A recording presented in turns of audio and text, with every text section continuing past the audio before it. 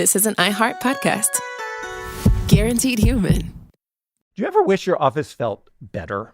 Buzzy Space designs furniture and acoustic solutions that make workspaces more comfortable, more creative, and more fun. If you need a quiet corner to focus or a collaborative space to brainstorm, Buzzy Space has you covered. Head to buzzy.space to check out their innovative solutions and make your office a place people actually love coming to. That's BUZZI.space.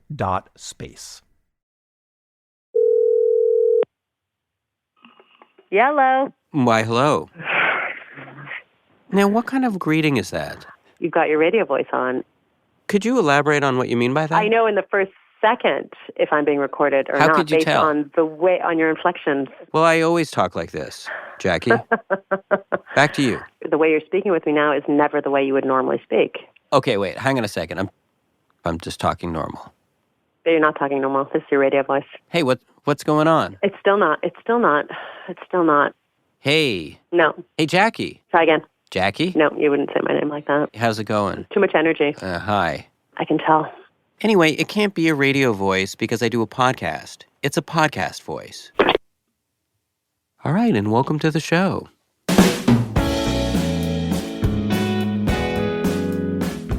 From Gimlet Media, I'm Jonathan Goldstein, and this is Heavyweight. Today's episode, Dina.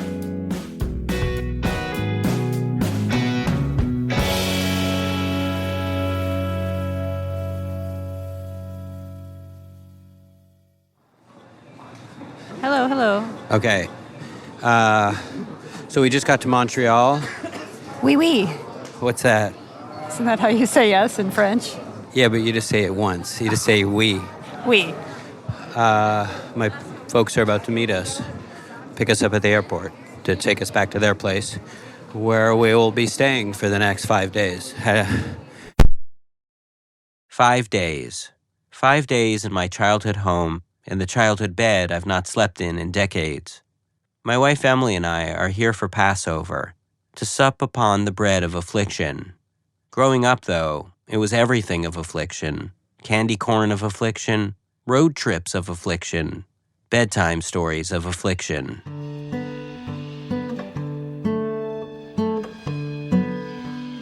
I moved out when I was 19, but from age 1 to 18, what I remember most is the vague feeling of worry permeating the household.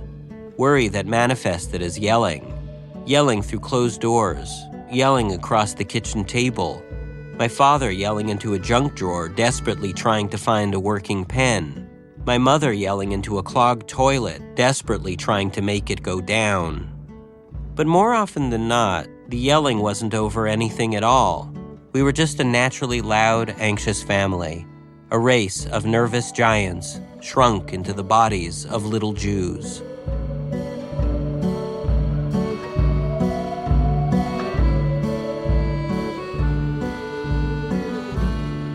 Man, when I move out of here, I'd say in my teens, I'm going to live like Sting. Peace and quiet, meditation, tea, and tantric sex. And now, after years of oolong rooibos and lemon rooibos, I'm home again for my first trip back with Emily and our 5-month-old son, Augie. Day 1. There they are. My parents' Toyota pulls up to the airport pickup They passed us. and passes us. Try to catch their eye. They don't see us. Here. We're right here. My mother jumps out. She runs back towards us, pointing at Augie's ears. His ears are exposed. Hi. Hi, Emily. Ears are exposed. My boy's face aches all in the shot. Both my mother and father wear their woolen caps pulled down well past their ears. In younger, stronger days, they might have stretched those caps right down over their feet. But they're old now. My mother, Dina, 72, and my father, Buzz, 83. I want to drive slow, not too fast. I want to go carefully here, okay? Sure you understand. While Buzz is high-strung, Dina's intensity is capable of raising the emotional temperature of any space she occupies.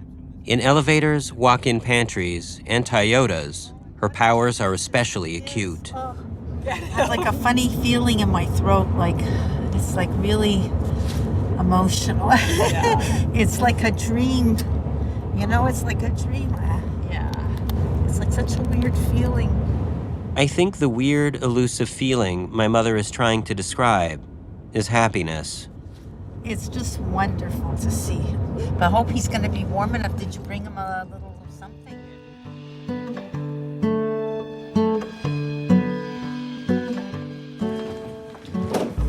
Home sweet home. Be it ever so humble. Walking through the door, I'm a 12-year-old again, home from school and looking forward to zoning out with Petticoat Junction. I'm a 16-year-old rushing to the bathroom to gargle out the smell of cigarettes. I'm a 48-year-old, a grown-ass man with a grown-ass ass. Parenting a newborn leaves a person with no time for squats, so don't judge, Alex. So nice in here. Wait. I can't believe it. It's so nice. Normally the house, a modest, semi-detached bungalow, has a certain storage unit bomb shelter vibe. Walls of toilet paper, a cold room full of canned fruit cocktail, needle points of biblical scenes and toreadors all leaned up against the walls for fear of pounding in a nail and regretting it forever. But today, the place looks positively sparse. Johnny, just don't open a closet or a drawer. Why? Everything will tumble on your head. Because when we heard you guys are coming, I threw everything into the closets and hid them. My mother grabs Augie and heads upstairs for a diaper change. Emily and I trail behind. I want him to be fresh and clean. Oh, you're so sweet. You're so sweet, my angel. Where the frig is the bag? The friggin' bag contains the friggin' diapers that my mother bought for our visit. It turns out it's on her lap. I kept the bill because I wasn't sure if you want me to return them or not. Would you be able to return used diapers? Yeah, you know me. I could return anything. You know that, Johnny. I do know that. Returning stuff is what my mother lives for. She sees it as a staring contest, a game of chess, but with yelling. I remember once going along with her as she returned a shirt she'd bought for my father 2 years earlier. It's missing a sleeve, she told the cashier. Holding up the article of clothing, the cashier turned it around and around. It's not supposed to have sleeves, the cashier finally said. It's a poncho. A poncho? My mother repeated, as though it were a foreign word, which, in her defense, I suppose it sort of is. I don't care what it is. It's factory defective, and my husband can't wear it.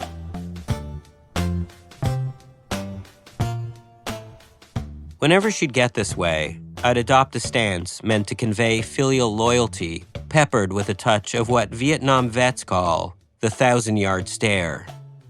I've stood next to my mother through countless exchanges, arguments, spectacles, and stinks, but this is the first time I've stood by her side as she diapers my son.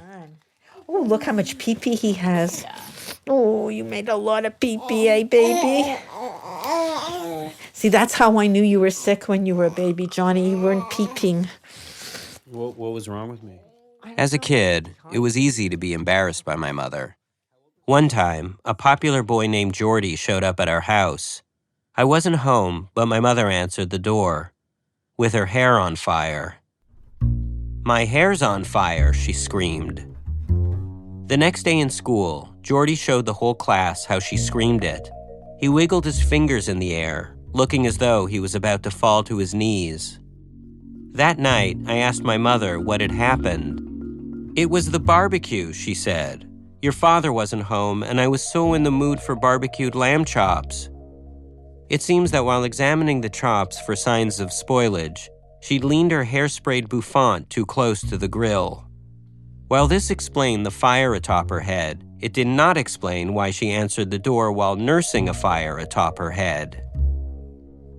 Growing up, this kind of stuff happened all the time, so I was always on high alert for humiliating emergencies. Being back home again, I feel the old muscle memory kick back in. What's that smell? Something's burning. Did you turn on the heater? Did you touch the heat? No. It turns out that one of the rag dolls my mother had been hoarding somehow landed onto one of the old lamps she'd been hoarding and had begun to burn. I could have had a fire because I was so careless. Baruch Hashem, Baruch Hashem. The day plays out as a series of minor disasters averted. In the morning, my mother loses her cell phone. We find it in the night table. In the afternoon, a screw to my father's glasses falls out. We replace it with a twist tie. At dinner, a waiter charges my mother for a potato she claims she didn't order. But after 10 minutes of Camp David-style negotiations, it's dropped from the bill. Before bed, my father can't find his passport. "Why do you need a passport?" I ask. "You always need a passport," he says. We find it in the night table. In the past, having someone witness all of this would have made me feel anxious.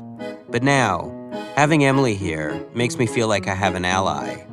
Turning to her in the midst of some crisis is like looking directly into the TV camera and winking at the audience. Good Night, Augie. Day 2. Good night, Augie. After we put Augie to sleep, Emily and I lie in bed. I ask for her thoughts and reflections on the trip so far. No comment. Oh, come on. Come on. No comment? How could she resist? Look at how my mother acts with Augie, I say, trying to get Emily going. I saw her put a pocket mirror under his nose while he was sleeping to see if he was still breathing. After every spoonful she feeds him, she asks if he's choking. You realize, though, that you say all that about Augie now, too. Like just a tiny little cough, and you are doing it. Is he breathing? Can he sit like that? Can he touch that thing? Can he eat that? Can he do that? Is he supposed to be doing that? What's wrong? What's wrong? What's wrong? What's he doing? What's he doing? Is he choking? What's wrong? You do a lot of that kind of thing.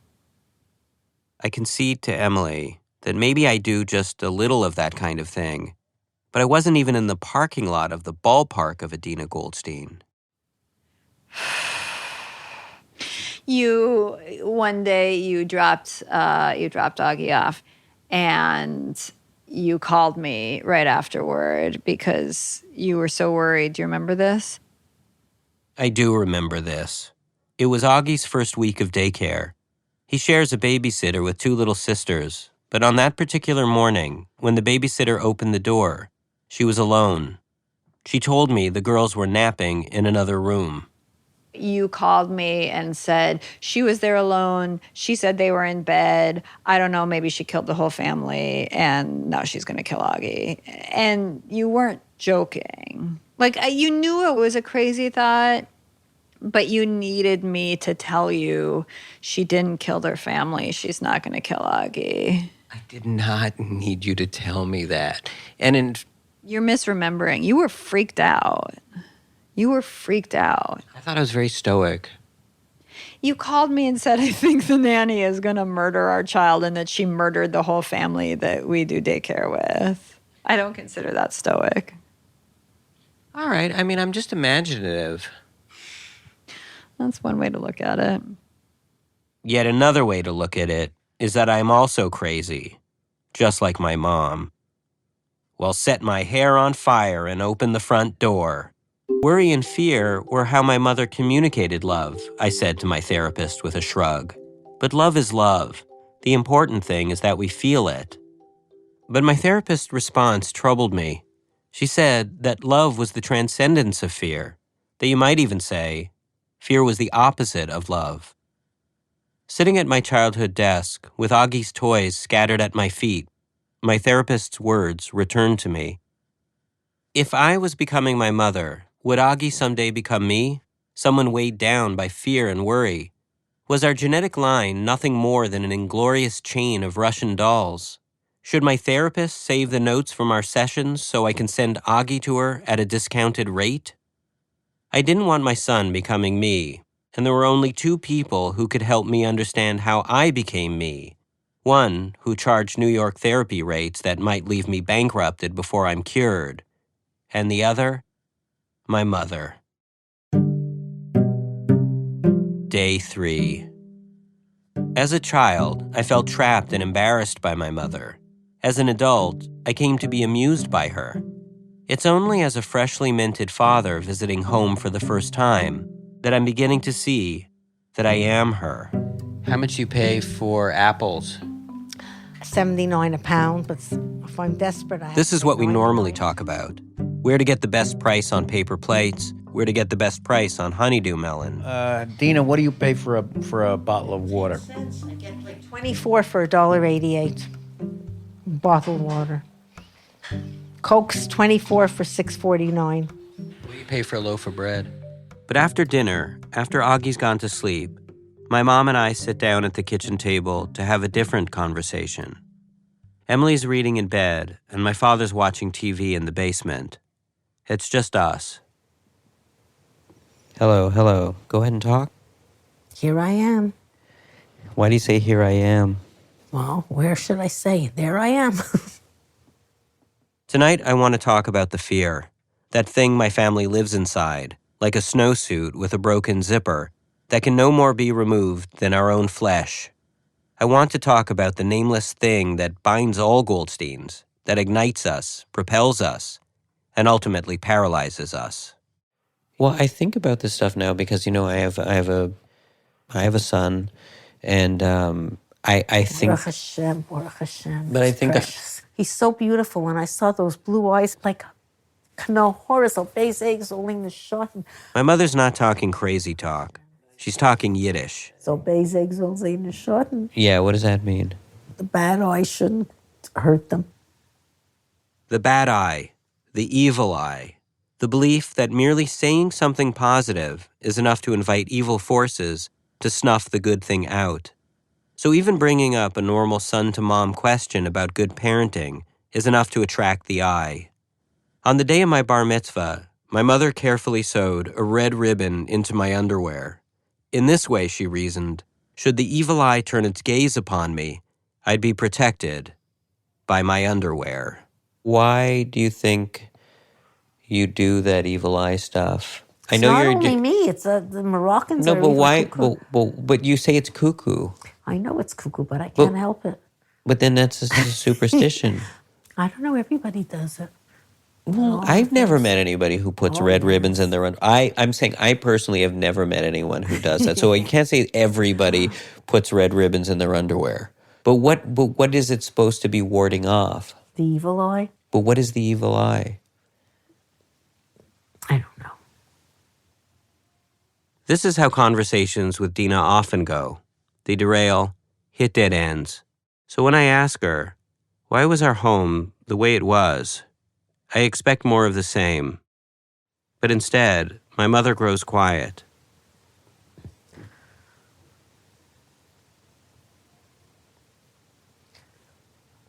I worry. Yeah, I do too. I do too. I was afraid of this, afraid of that. I was irrational. I wasn't thinking right. And I have a chance to redo mine a little bit, not with you, but with Augie. She stops talking and stares into her lap. For a while, we just sit there. I look upon this as a second chance. I want to correct my mistakes, Johnny. I want to redeem myself. That's it. My mother doesn't usually talk this way. If something's causing her grief, she returns it to the store, sends it back to the kitchen. And so, talk of second chances and redemption, the words sound weird coming out of her mouth, and I don't know how to respond. Where's all this coming from, I ask? Are you thinking of something specific? It's too painful. I don't want to. Maybe if you talk about it, you won't have to anymore. No, I don't want to talk about it. I can't. I don't think it could be anything that bad. I can't talk about it. Don't press me, please. Well, I don't want to force you. I don't want to make you feel bad. I'm ashamed of myself. Let's change the subject. And with that, the conversation ends. I'd gone to my mother for answers about my childhood, but instead, she's left me with questions I didn't even know I had. What had happened that was so bad she couldn't even talk about it? What was she so afraid to tell me? After the break, I find out. Hi, Kyle. Could you draw up a quick document with the basic business plan, just one page, as a Google Doc, and send me the link? Thanks. Hey, just finished drawing up that quick one-page business plan for you. Here's the link. But there was no link. There was no business plan. I hadn't programmed Kyle to be able to do that yet. I'm Evan Ratliff, here with a story of entrepreneurship in the AI age. Listen as I attempt to build a real startup run by fake people. Check out the second season of my podcast, Shell Game, on the iHeartRadio app or wherever you get your podcasts. Hello. So Mom's upstairs with Emily. Do you have any insight? Day 4. I sit down with my father to see if he has any idea what the second chance is that my mother's talking about. He's hesitant to talk because that goes against his strategy of staying out of the drama. In fact, most of my childhood memories of him are of a man in bed, napping, with a large volume of World War II history splayed open on his chest. This retiring nature might be the secret to having stayed married to my mother for more than 50 years. What is the thing that she is carrying around with her? She's a very private person, and she feels she doesn't want to be intruded upon. Don't take it the wrong way. So you have no inkling, you don't know what's going on? She doesn't even discuss it with me. I don't know what guilt. I don't know what she's talking You don't find it odd or intriguing in a way? It's a touchy subject for her, and she's very reluctant to talk about it. Talk about it. What's the it? I don't know. You have to ask her, and she's going to shut down. She's going to shut down. This means she'll try to change the subject or start to yell. But today I don't care. I just want to know what the big secret is. I wonder what it is, I say to Emily. Who knows, she says while brushing her hair. So many things about your mom are a mystery to me. Like, why is the kitchen faucet always running full blast? And why does she keep offering me paper towels? I think, she says, you should just let it go. But of course, I can't. What had my mother done that she wanted a second chance at? Was it for the time she bought me a shirt for my birthday that she later admitted was actually a dress? Did she want to redo the time she dropped me off at a birthday party and hollered out the car window, "Have fun, but if you get diarrhea and someone's on the toilet, just make in the bathtub. Diarrhea is not a time for pride." Of course, I now see the wisdom, but as a child, her words were a source of shame. I need to know, so I invite my mother out for a Sunday stroll with Augie and me. Maybe if she can just relax, it'll come out. Like diarrhea. Talk? What should I say? Let me just take your level. So tell me, so do you find walking with Augie relaxing? Very relaxing. So nice. It's a pleasure to walk with my little friend. To start things off, I lob her an easy question. Cocktail party stuff. What's your first memory? Kindergarten. And we lived on Colonial, 4039 Colonial. And I remember my father used to play pinochle. And he had a thumb that was, the nail, like the thumbnail was very cut off. And all of a sudden I thought of it and I started screaming and crying and carrying on and worrying. Oh, I remember. How old were you? Must have been 4 or 5. Wait, so an early memory is being at kindergarten and remembering your father's thumbnail and starting to cry? Yeah. What was it that upset you about it? I was worried about it because it wasn't like a regular thumb. So I was worried, crazy. I try to guide her towards happy reminiscences, but all her memories are awful. Rheumatic fever, scarlet fever, her mother slapping her in Woolworths for whining about a balloon she wanted, waking up in the middle of the night to find a wall in the kitchen covered in moths. Then I remember my mother's pressure cooker in that house hit the ceiling and pea soup was splattered everywhere. All your memories. Let's hear another memory. With the small talk exhausted, I trepidatiously bring the subject back around to the do-over. I don't know, Johnny. I don't want to talk about it. I don't want to remind myself. The way I felt doesn't conjure up good memories, please. And that's the end of it. I don't want to go into details. Nonetheless, for the rest of the day, I can't stop myself from asking for details. Here we go. I ask as she puts away the breakfast dishes. I don't want to think about things. I have nothing more to say, Johnny. Leave me be. I ask as she cuts coupons while watching Judge Judy with Emily. In broad strokes. Leave me alone. Please, Emily, take him off me. And while she peels boiled eggs for lunch. Leave me alone. Later, we all sit down for dinner, and with it, some wine. What's wrong with me? I think I'm off my rocker. My mother rarely drinks wine. Oh my God, how did I get like this? Mom, you just had a glass of wine. We're gonna be okay. As she drifts off into an inebriated slumber, I give it one last try. Mom, good night. Is there anything you need to tell me? No. Any secrets to reveal? No. I was getting nowhere.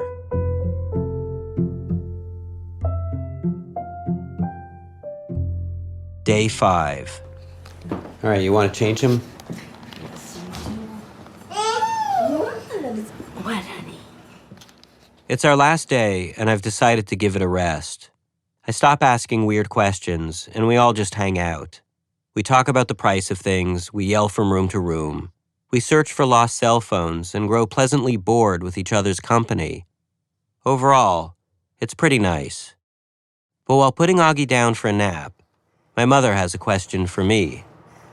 Johnny, what was it that you were hoping to get from me? Oh, I really just want to be able to have a conversation. That's all. I don't want to cause you distress. You're not causing me stress.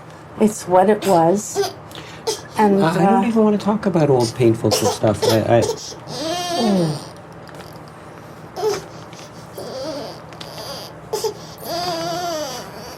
What, sweetheart? What? She lays Augie down. She stands over the crib. She starts to say something, but then trails away. What were you saying? No, not when the thing is on. Why? No. Why? Because I want to record. All right, I'm going to turn it off then. I was not adopted. I had no secret twin. And my mother had no secret family. There were no murders, no affairs. It turns out that my mother's big secret, the thing that was so hard for her to say, was that she was sorry. For a lot of things. Some small, some not so small. Some I remember, some I don't. Calling me names, screaming at me a lot. How she could have been nicer to my girlfriends. How she used to pull my hair. Hit me. Hitting kids was like the hula hoop back then, I say. A fad. Everyone did it. It wasn't right, she says. Back then, people didn't know better, I say. I should have known better, she says. I forgive you, I say. I don't forgive myself. So I forgive her again, and I mean it. And then, I turn the recorder back on.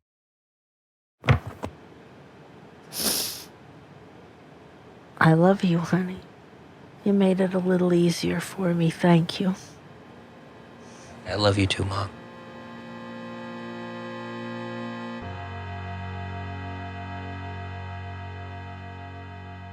When you become a parent, your whole life changes, but you forget that some things stay the same. I'd been so focused on becoming a better father that I forgot I was still a son.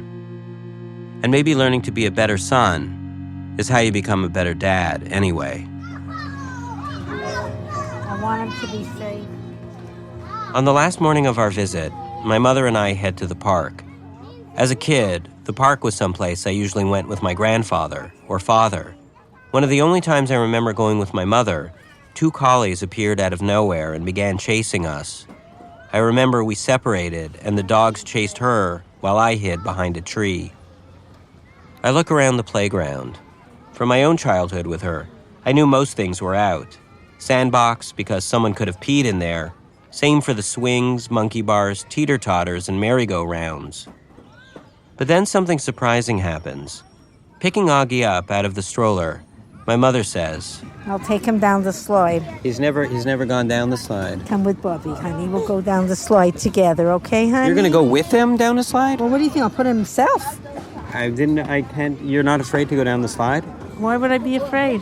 I don't know. Okay, be careful. Well, don't do you want me to carry him to you? Yeah, now you got me nervous. I wasn't afraid. Be careful. But what's there to be afraid? I don't know.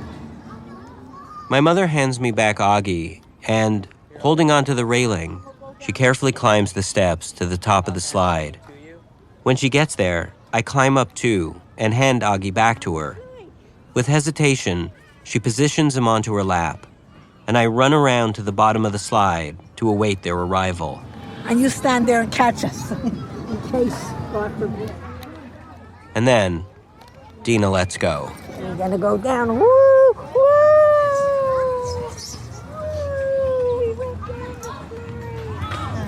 He's having fun, huh? So much fun, in fact, that my mother decides to do it again.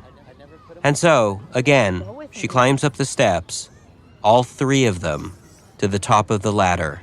And from the grand height of 3.5 feet, my mother and son descend the toddler slide once more. Sliding, down the slide.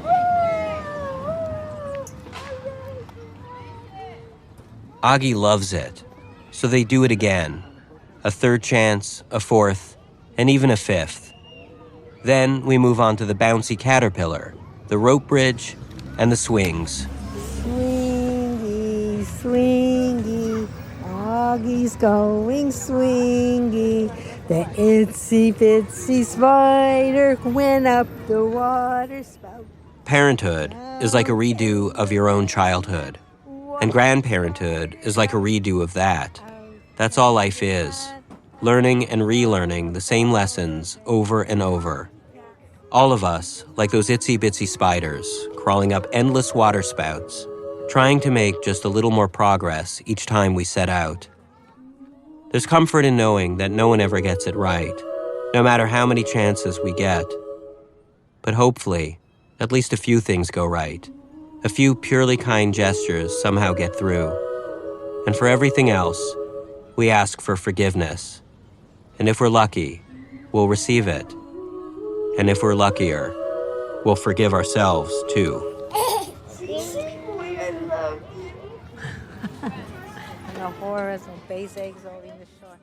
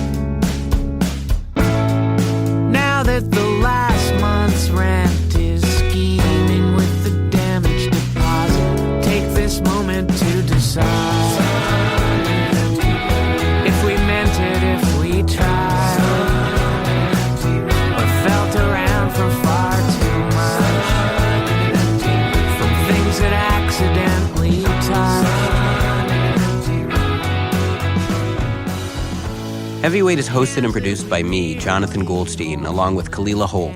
The senior producer is Caitlin Roberts. Editing by Jorge Just, Alex Bloomberg, and Wendy Dorr. Special thanks to Emily Condon, Emmanuel Berry, Pat Walters, and Jackie Cohen.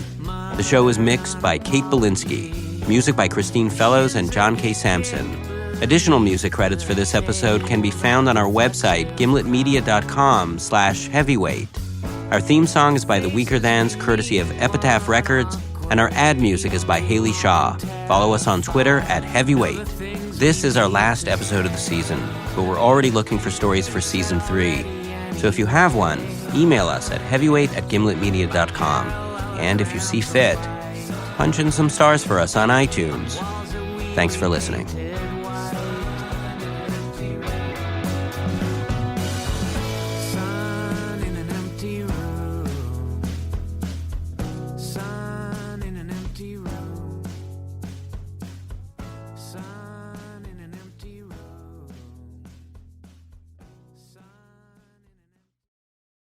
Do you ever wish your office felt better?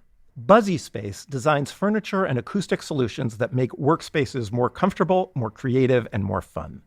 If you need a quiet corner to focus or a collaborative space to brainstorm, Buzzy Space has you covered. Head to buzzy.space to check out their innovative solutions and make your office a place people actually love coming to. That's BUZZI.space. This is an iHeart podcast.